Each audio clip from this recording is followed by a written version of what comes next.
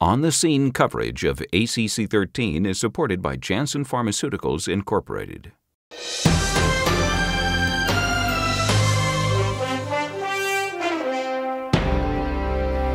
Hello, I'm Tony DeMaria, and I'm here talking to Dr. Paul Douglas at the ACC.13 meeting in San Francisco. A very exciting meeting, lots of new data.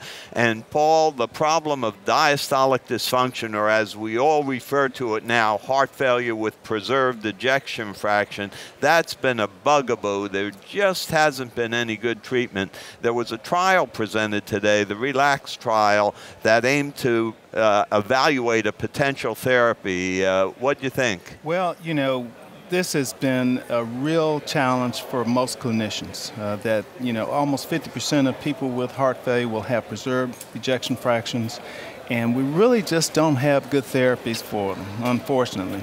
So the RELAX trial offered a lot of promise. You know, phosphodiesterase 5 inhibitors, you know, it made sense. There had been some clinical trials that had small clinical trials that had suggested that maybe this as a target would enhance the production of cyclic GMP, maybe would turn off the remodeling process, improve vascular function, renal function. So it made sense that maybe this was something that we could do that would help us in terms of managing these patients. Sure, and we all knew that there was a PDE5 inhibitor, Viagra sildenafil, that had been used clinically not only for erectile dysfunction but also for pulmonary hypertension. So there was a PDE inhibitor available that might be a benefit. Exactly, and it made sense. I mean, I think it made good clinical sense. We certainly have very little to offer these patients, and so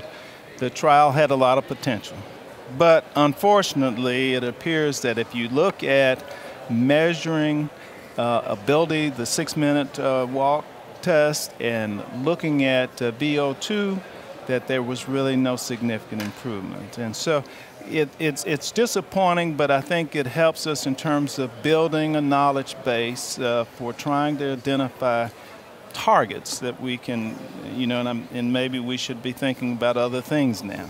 Yeah, well, what I liked about the RELAX trial was that they used a meaningful endpoint at the end of 24 weeks, and that was VO2 consumption. Right. It's a hard endpoint, and if you could increase your VO2, you'd probably have better functionality. Unfortunately, it didn't work out.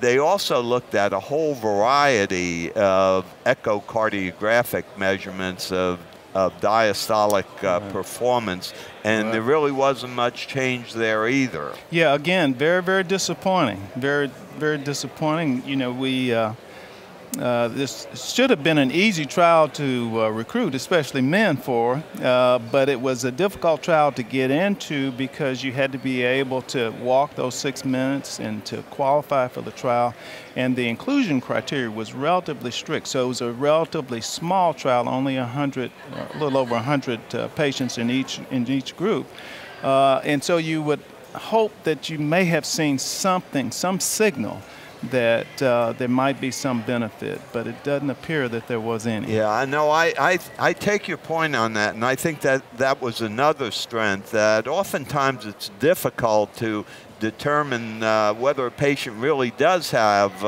heart failure with preserved ejection fraction. They're a little bit short of breath, or maybe only with exercise, and they may have a little bit of an elevation of BNP or a biomarker. Right. And so in this study, they had rigid criteria, not only for ejection fraction, for some biomarkers, and in fact, in the absence of definitive information, they even required invasively measured pulmonary wedge pressure. So a very well characterized group of patients who really had this syndrome of HFpEF.